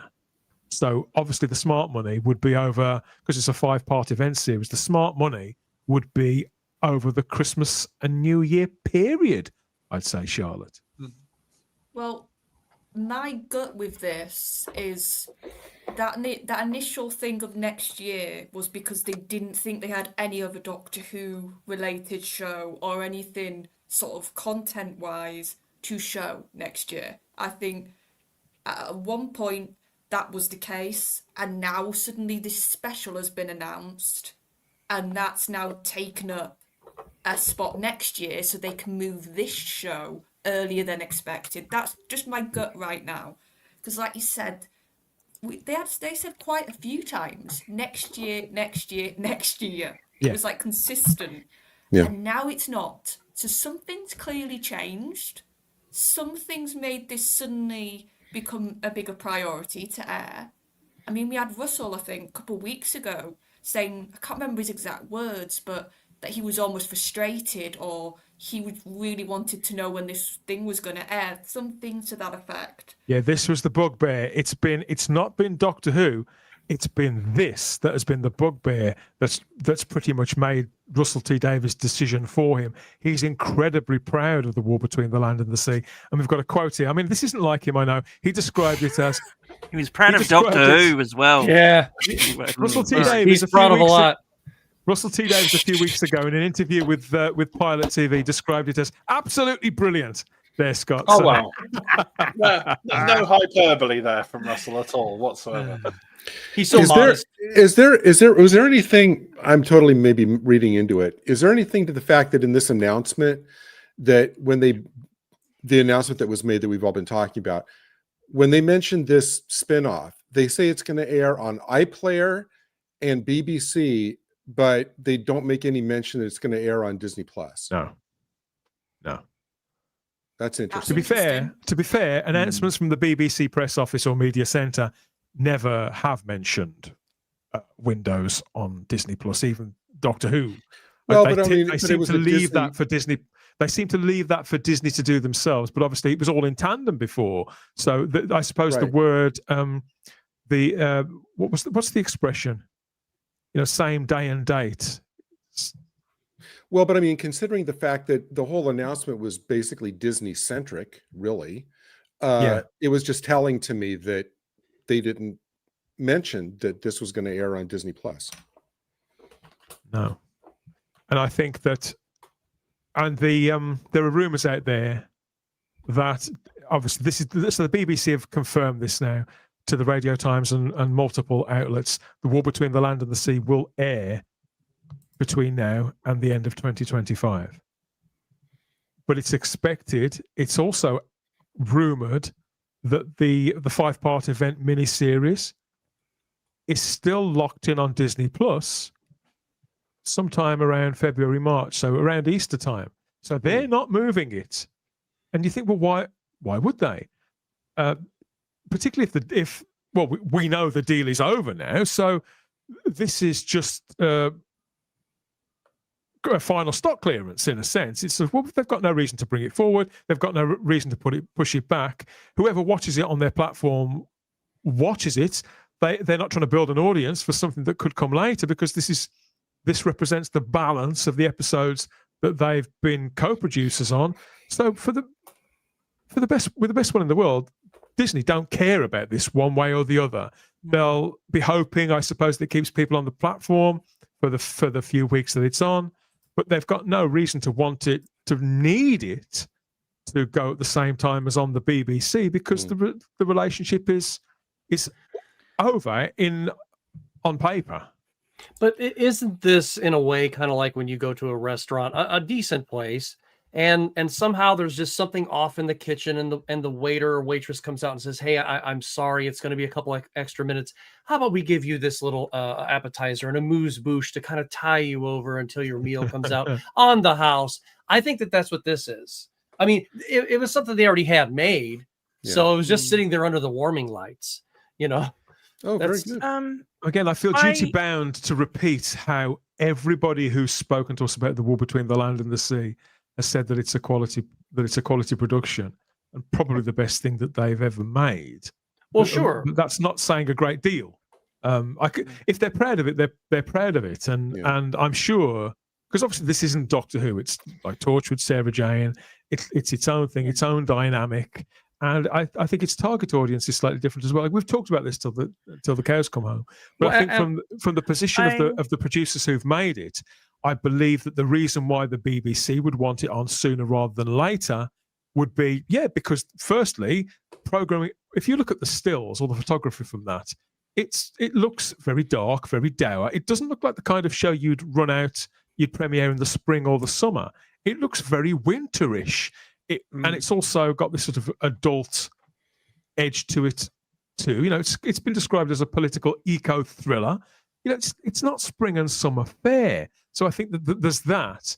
But I also believe that it's in their best interests, particularly with the imminent departure of Russell T Davies, because he's a busy man. You know, Tiptoe, he's deep into that right now. Russell T Davies is likely going to want to have, at least for the time being, until there comes a time where he may have to, go on the One Show to promote the Christmas special next year. He's going to want to be in a position where he can devote all of his time to other projects for as long a period of time as he can, rather than to keep coming back to Doctor Who and keep coming back. If he can wrap it up and have The War Between the Land and the Sea all promoted between now and January and out of the way, then between January and whenever, Russell can write the special. But for the bulk of it, he can work on these various other projects, and it's just neater and tidier for them. Again, that's just my instinct. That's my reading of the situation. But isn't this... Go ahead, Charlotte. I was saying, just to add to what you're saying, Dan, wouldn't it be more comfortable to promote Between the Land and the Sea without every other question being, when's Doctor Who coming back? When's Doctor Who coming back? Yeah. When you can basically say, oh, I've got a special coming out next year. This makes it a lot more easier for promotion for him for this spin-off. We know how heavily they screen the questioning in most places now.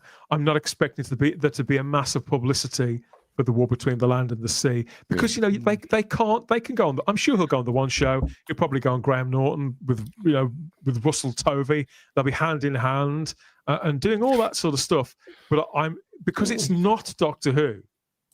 Again, publicity on Torchwood was nowhere near as high profile as Doctor Who, and there wasn't very much promotion for Sarah Jane at all. So I think it'll be minimal. I don't think those questions... Well, let's put it this way. I don't think it would matter. That line of questioning is not going to stop whether The War Between the Land and the Sea airs or not.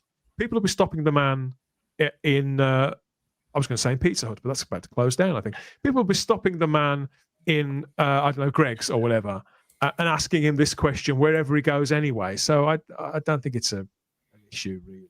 I see what you're saying. I just think it adds a bit more comfortable layer for him. It just makes it a little bit easier that he's got an answer prepared, almost to say the special's coming out next year. That's mainly what I mean. Oh, I see. Yeah. We've got various puns on the title, which no one seems to really like in the live chat.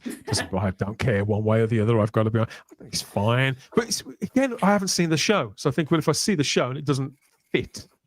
Well, about the quality you were speaking of, though, because about a week ago, my wife and daughter and I we went into Toledo, and when we went over the river, there was this massive this massive ship sitting there, and the ship has all these nice dings and everything on it because it's been used. But I had never seen this before. There was a little mini sub attached to it, like it was up top on the deck, and I was like, well, and I'm like, look, Harley. I am driving, by the way. I'm like, look, Harley. There's a submarine on there, and it was this brand spanking new little sub, and it's just this beautiful little thing just sitting there unused, and the analogy can't be more perfect because of the war between the land and the sea is attached to this sub now. And it's this beautiful thing that's just been kind of sitting there unused, and now they're going to launch it.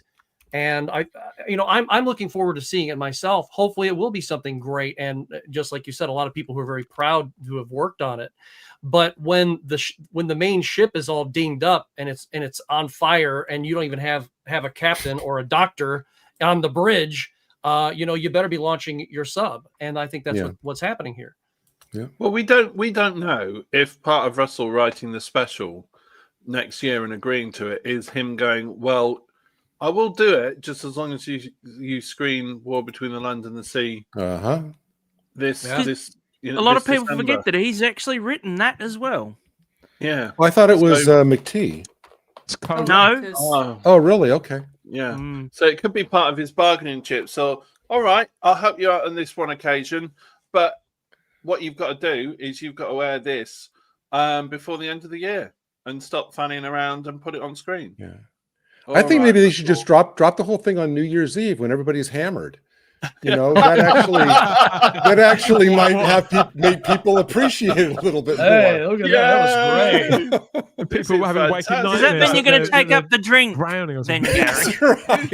Who's the fish lady? Yeah. Don P1 watching on YouTube wants Doctor Who to return to BBC America in the near future. Well, BBC America's got its own problems from what I've seen. It barely even exists anymore. Very sad what's happened to BBC America. That's it, isn't it? Because now that there's no BBC, who are they going to sell the pilot and that to? Yeah. Because there's no one really that's going to... I wouldn't go so far as to say they've burnt their bridges, but if I was ABC in Australia and they came saying, do you want Doctor Who back? I wouldn't blame them if they told them to fuck off. But they had BBC America screening the series up to that point of Disney Plus, didn't they? Yeah, no, so that's gone. Isn't it? It's dead on BBC America. They don't even. Brad Wilf who would in the want to live be chat PBS is amused here, Matt, by the idea that it would be funny if the spin-off is a huge hit for Disney and they want to keep making that. No. We've not the irony. considered that, Matt. It would be funny, but I love the irony. We've not remotely considered that. I think it's going to go the Willow way. I think they're both going to go the Willow way. Their original Doctor Who run, and I think the War Between the Land and the Sea probably will have another year in it. And then, if they start screening it next year, I think that by Christmas or just after Christmas next year, Disney Plus will just purge what they've got. Possible. Because it's possible it will. It's possible it will vanish. Or they could sell it on elsewhere to one of those ones that sort of streams constantly, various different channels that have always got something going on. As Stephen O'Neill reminds us that the BBC Christmas schedule is usually announced about the end of November. Yeah, that's right. They time it that final week because there's always a big press event, usually the first week of December as well. And they put out the Christmas Radio Times and all the listings magazines all come out earlier and earlier now. So it does tend to be that very last week in November when there's a great big showbiz bash and we get lots of trailers and schedules. It all turns up on social media. So as regards the War Between the Land and the Sea, we're going to know pretty soon when that's on. And if anybody out there who's still got a TV license, why? But if you have got a TV license and you still watch BBC television, I've always said if people watch it, they should have a TV license. I don't have a TV license because I wasn't watching it. But yeah, if you have got the television, let us know when the trailers start to appear, because I think they were very isolated, the trailers for the spin-off before. We could see them start to appear now and a momentum of sorts build up. But again, because it's not the Doctor Who target audience, it's not the precise Doctor Who, that mix of the entire family, it's a more sort of YA into adult show, you're going to notice a different model of trailering as well there. PVFS, sorry, says the doctor needs Excedrin in the live chat. What does that do? Is that the one that makes you go longer, or is it the one that makes you go softer? No, Excedrin is a mixture of acetaminophen and aspirin with a little caffeine. It's basically. I'm no wiser. You can tell me afterwards. Christmas is the only time that Doctor Who can get decent ratings. Well, again, that's another thing. It's sort of an open goal in some respects, isn't it, David? You know, Doctor Who and Christmas over the last 20 years, they have become next to synonymous. Yeah, they've become interlinked, even though Chibnall's time delayed that by a week to New Year's Day. But let's not talk about that. But apart from that, yes, there's been a Doctor Who Christmas special or Christmas holiday period special for the last 20 years, and this is the first year without it. So it would make sense for the war between the land and the sea, horrible mouthful that, to be transmitted over those sort of days after Christmas, in that sort of wilderness period where everybody is walking around in a sort of food and alcoholic coma. So what better to do than stick a fish lady on the telly?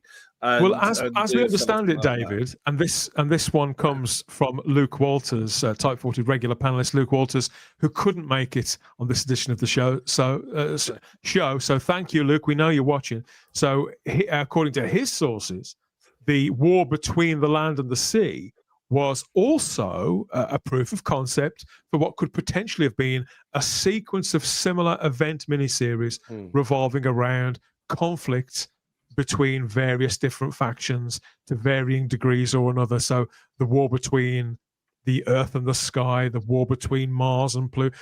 So the premise was going to be, it was about conflict and resolving conflict. If it was to have gone to 2 or 3 or 4 more seasons, I mean, and who knows, that may well, it might happen. If the things that hit, it might happen. They may sell.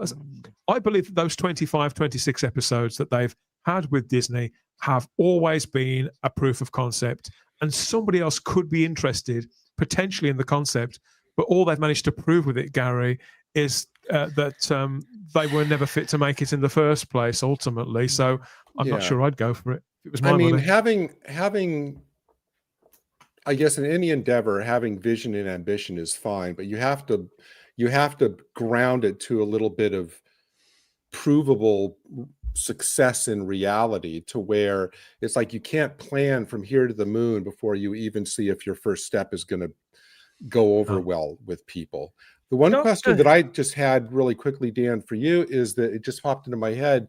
I remember that big revelation of yours on the show a few weeks ago about how this era is basically like locked off by Disney, like nobody can come in and that's right, deal anything with it. And presumably that includes this war between the land and the sea, since it's part of the 26.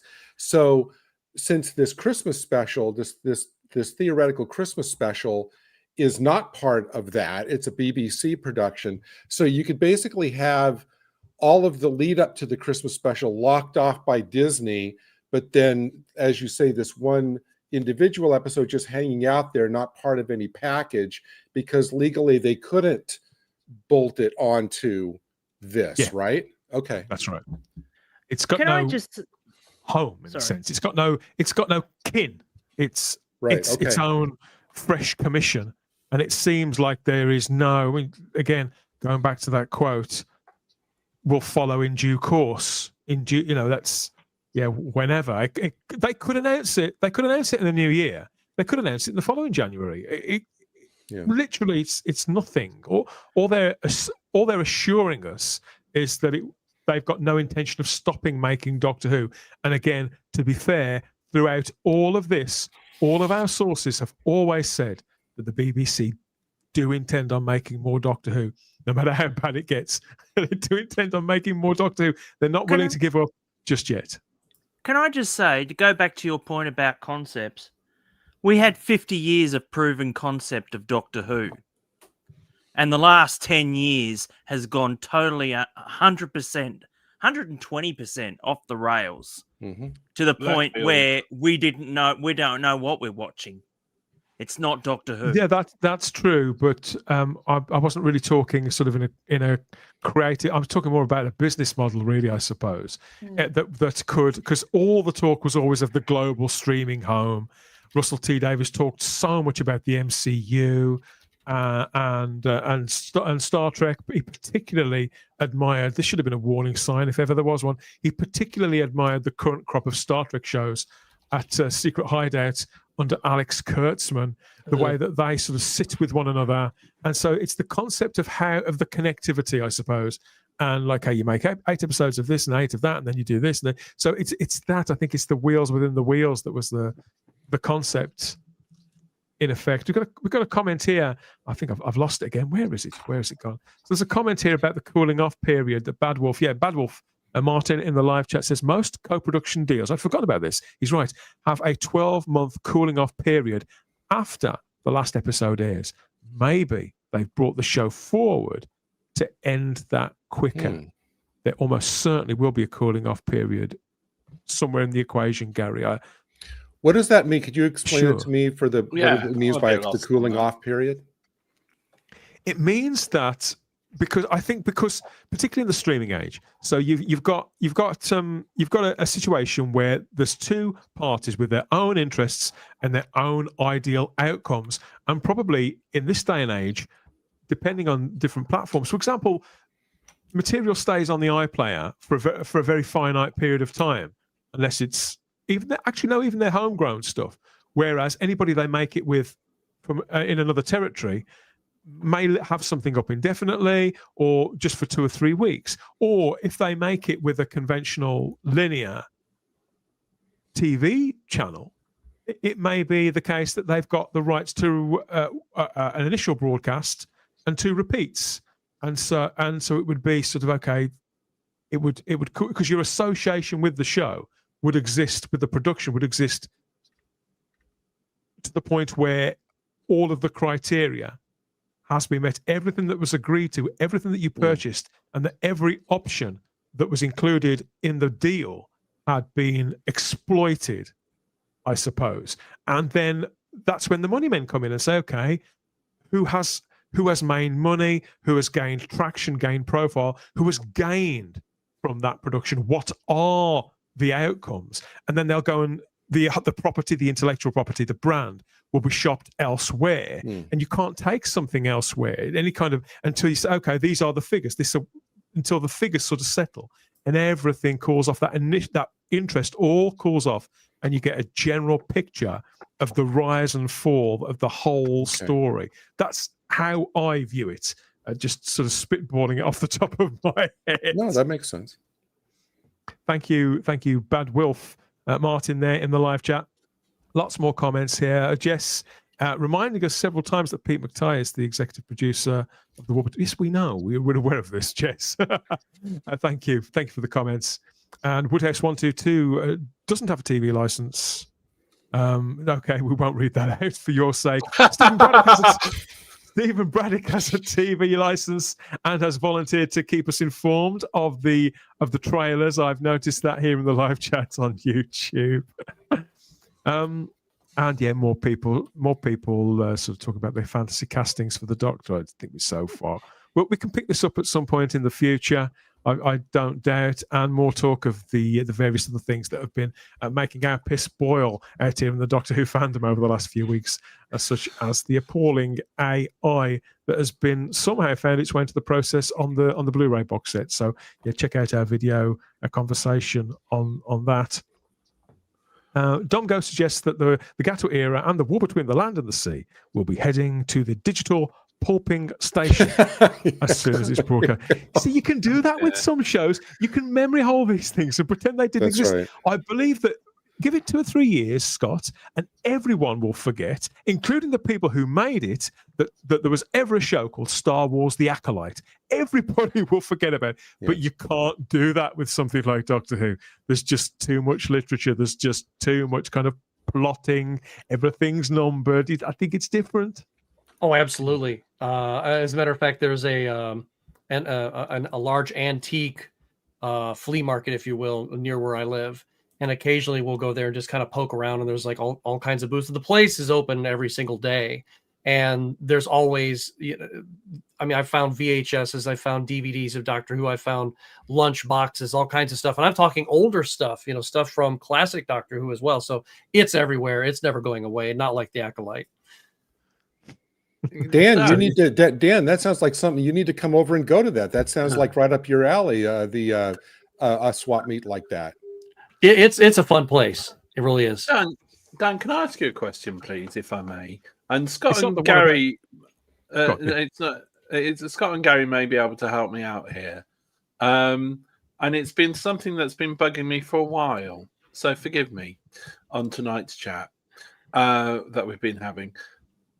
Do Disney Plus do they actually have to show or air War Between the Land and the Sea? Can they just get it and just go meh and just walk away from it?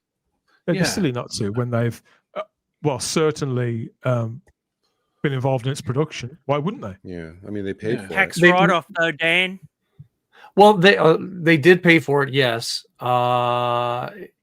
Maybe I don't think it is so much a decision of theirs as it is. Even if they said, okay, we've paid for this, but we see that it's garbage. They've made a contract with somebody else, and somebody else is going to say, no, you've agreed to air that, so you have to. Right. Okay. I think as opposed to when they made that Batgirl movie, and Discovery said, no, this is going to damage the brand. We're just going to put it in the vault, and you're never going to see it. Which now we're hearing rumors that it still might come out. Yeah. So, but I mean, David, they could easily just in the dead of night, like just dump all 5 episodes all at once, and just it would get lost. Okay. It would get lost in the sea of content on D Plus without and they don't even have to draw attention to it. They could that would fulfill their contract. Yeah, no advertising at all. Just to wrap things. Yeah, you're right. Go, sorry, Matt. Oh, I was just going to say, with their writing of it, saying that it's going to be epic and everything, I honestly think that they're obviously not going to dump it all at once, especially with the BBC. I reckon the BBC will either show it nightly or weekly, whereas with Disney, they'll probably just dump it all at once. I was just talking about Disney. I wasn't talking that's what BBC would do. Yeah, all bets will be off. I didn't know how it all worked. Thank you. All bets will be off as regards scheduling of the War Between the Land and the Sea over the Christmas and New Year period. If that's when they're leaving it to, I mean, they could choose to run it once a week all through December, right up until Christmas, for all we know. Yeah. But if it is aired over that 2 or 3 week period, it could be any one of any format you could care to name. It's unlikely they'd strip it across a week because they tend not to do that. No British channel has done that for quite some time. Children of Earth? What was that? Yeah, that Children of Earth was. I think we forget that was. That was years ago. That was a 5-night. Yeah, that was 5 nights. That was across the entire week, was it? Yeah, and the BBC used to do that. The BBC used to do that quite a lot. They don't do it anymore. Okay. So it's 16 years ago. A lot has changed. But it could feasibly run it across 2 weekends or something. There are other things. It's impossible to say. They've probably got something in mind already. But yeah, to recap, okay, The War Between the Land and the Sea by Russell T Davies and Pete McTighe. News of transmission date for that is incoming. I'd say within a couple of weeks, 2 or 3 weeks, you're going to start seeing the promotion kick in for that now, and we'll have confirmation by the beginning of December at the latest. As we found out though today, a Doctor Who itself returns to screens on BBC One this Christmas, with Disney confirmed to no longer being partners, just as we told you all the way back in February. Russell T Davies, though, will be writing this script, this one last script, maybe. So Lindsay Salt said, we'd like to thank Disney Plus for being terrific global partners and collaborators over the past 2 seasons and for the upcoming The War Between the Land and the Sea. She insisted the BBC remains fully committed to Doctor Who, which continues to be one of our most loved dramas. When are they going to start acting like it? When are they going to put some hungry new talent on this? When are they going to really live up to Doctor Who's potential? Drag it out of the mud or drag it out of the snow when it comes to next Christmas. Let us know what you think about everything we've talked about on this discussion. Go and read the press release for yourself and see how likely it is that you think this special will do anything to revive the fortunes of Doctor Who for the mainstream audience, because Christmas, I'm assuming this will be on Christmas Day. Christmas is still the biggest TV day of the year in Britain. A show has to make an impact.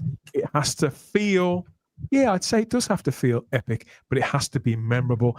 And can it save Doctor Who? I don't know. But as a placeholder, if it makes the right impression, well, maybe. I don't know. Let us know what you think in the comments. Now, I suggest you start watching Type 40, because I can't. I've got to watch this little blighter. The job for... I'll have less of that from you, thank you very much. Know your place. Know your place. Look, if I have to run up a flight of stairs, you come and find me. I'll be in the lift. That's going to the bottom of the floor, then. Keep watching Type 40. There's good chaps.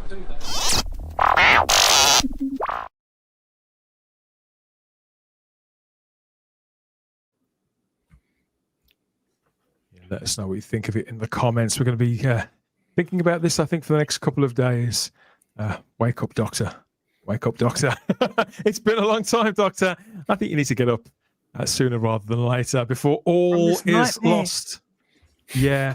I didn't expect to be doing this evening, but there's something about these breaking news shows, I think, Charlotte, that are really quite exciting, even if it's bad news. Well, yeah, sort of. I think none of us expected this news today, and it's just fun to sort of all have a discussion and sort of have our thoughts and to compare. That's the fun of these shows, I think, very much so. Yeah. The only thing I think I have to thank the BBC for in all of this is that they've confirmed that Type 40 once again has the most accurate news earlier than anyone else. So it's getting earlier. Thank you for that, BBC. There's a lot of people out there who owe us a lot of apologies. We can wait. Money. And whilst you're doing that, come and say hello. Come and say hello as ever. We've only got so much. We've got a year's worth of mileage out of this picture. Come and say hello on our social media, Instagram and X at Type 40 Doctor Who as ever. Obviously, this is the topic of conversation over in the Type 40 Facebook group now, right now. People are tearing in to the press release from the BBC, not just about the war between the land and the sea, but that Doctor Who special, the Christmas special for 2026 that's on the way. Go and have your say too in the Type 40 Facebook group. Enjoy the cut and the thrust, whether you're for and against. The speak pipe too, you can get involved with Type 40, the podcast and the live stream over there through your own smartphone. Leave us a message, a comment, a question, a prediction, any kind of feedback whatsoever. And it could be included in a future edition of this very show, where we talk about all things Doctor Who right throughout the 62 years. We're heading up to another Doctor Who Day. Can you believe it? What are we going to do? Is there cause for celebration, David? There's always cause for celebration. We can find it between us. Yeah. Always cause for celebration. Always. We'll get there. You just have to look between us. You just have to look hard sometimes. Thank you, everybody, for answering the call, the cloister bell, to come and talk about this, because breaking news, it's an itch that simply must be scratched, Gary, I find. Oh no, it's, as Charlotte said, it's great fun to leap on here and just kind of, dive in without a net, on breaking news. It's terrific. It is indeed. The comments are still coming there on YouTube and Rumble and Facebook and X. So if Stephen says so, if Disney don't show the spin-off, they'll be doing a big dump, would like to say. And Lee Smith is taking that dump with a pinch of salt. And there'll be lots of both dumping and salting going on, I suspect, over the coming weeks. But yeah, the comments can continue in the comment section, of course. Can I just say my one last thing that I wanted to say about all this is that I really, really wish, talking about the spinoff, as I said in the chat, I really wish Eric Estrada had been in this, because then they could have called it Fish and Chips. Oh, is he still around? Oh, yes, yes, he is. Sorry, Matt. It could be that Russell T Davies has just ruined a few Christmases with this announcement this time. It may have actually just gotten better. with what you just said, Gary.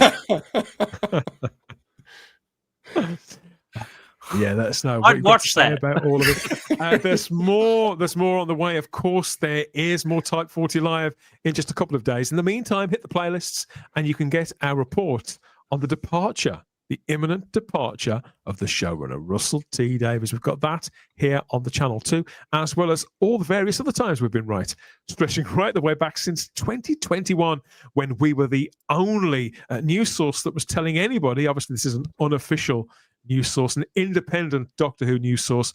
We broke it before anybody else. That series 13, or Flux as it was known, was going to be 6 episodes long. And they told us we were liars then, and we've been right about everything ever since. So go and check out the playlists and, yeah, see for yourself. It's all still there. As well as our deep dives into classic Doctor Who stories and seasons, our regular news coverage and celebrations of the great and the good of 62 years worth of Doctor Who. It's been the great and the good here on the panel this time. Scott, thanks for jumping on, mate. What was it the wife wanted you to go and do? It couldn't have been as much as this. We're going to be going to the store to pick up a prescription and some candles for our jack-o'-lanterns. And that was it. So I was like, she was a sport. She took up the mantle and I just stayed here. Are you big on Halloween then in your household? Is it a big thing for you? Do you all get dressed up in matching outfits and sort of? We used to, but I think it's just all about our 7-year-old now. So we just, whatever she wants to do, we try to help out with that. I used to set my TARDIS up, and kids would really dig the TARDIS. That's cool. Being up and everything, but I don't do. As a matter of fact, just yesterday I put my TARDIS up for sale. Oh, wow. Well, you have to tell us some more next time you come back. But Scott, we know you too well. Despite these protestations to the contrary, we know that you're a bloody great big kid, and that's why we love you, mate. Where can people find you? Tell them about your YouTube channel again, buddy. Well, my YouTube channel is Game Closet, and it's all video games with a great big smile and a good healthy dose of some skits sometimes, depending upon the episode. Oh, skits. Yeah. There, just real quick, there was an episode I did here about a month ago. It was called the Atari 2600 Games They Make You Play in Hell, and I show you the worst games, some of the worst games that they ever made for the Atari 2600. And at the very end of the episode, the devil comes and makes me a challenge, and so then it carries over to the next episode, and we have a little bit of a devil went down the Georgia moment. So yeah, it was really fun. And a friend of mine who lives in Canada, he played the devil, and he sent his part to me, and I put it in there. It's a special effects extravaganza. But yeah, all comedy, gaming, and silly stuff. And I don't take anything too seriously because irresistible. It's more fun that way. Yeah, irresistible. They need to jump on that right away. And talking about special effects, our very own special effects Charlotte Shields. You've got to pop off there as well. You have a very special effect on the people in the live chat. People have loved your contributions as always. No, I got all the lines. No, as it's now known, it's time for me to become a pumpkin. So it's been lovely chatting, like I said before. And we'll see you for more in a couple of days. We'll see you soon. Nice. Bye. We've got more comments too. Of course, yeah. Scott's channel. Get over there. A call out here. So thanks again to Gary at Nerdrotic, a friend of the channel. Gary, come back on soon, mate. I have dropped him a message. I've invited him back on the show. Thanks. So Gary's given us a name check on the live stream earlier today, and so we'll do the same in return. We know that he needs it. He needs all the subscribers he can get, doesn't he? There, Mr. 2 Mil. Cheers, Gary. Catch up with you soon, mate. Thank you for that. We've got more night everyone, and we've flushed out the chips massive. So maybe a special show themed on chips could be overdue, Gary. I'll review my box set. There you go. You can drive around Los Angeles on a. I was more of a TJ Hooker man myself. Riding the hood. I tried that. I could never get the whole rolling over the hood thing right. Yeah. Thank you, everybody. Matt, for getting up early as ever. It's good to see you, mate. And again, welcome home. Thank you. Thanks for having me again.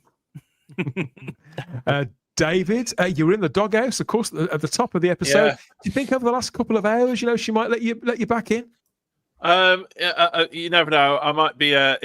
She might quite like the sort of the turbo doors, turbo lift doors. Takes all sorts, mate. Again, absolutely. So yes, I'm allowed back in the bedroom as long as I don't watch Star Trek till 2 a.m.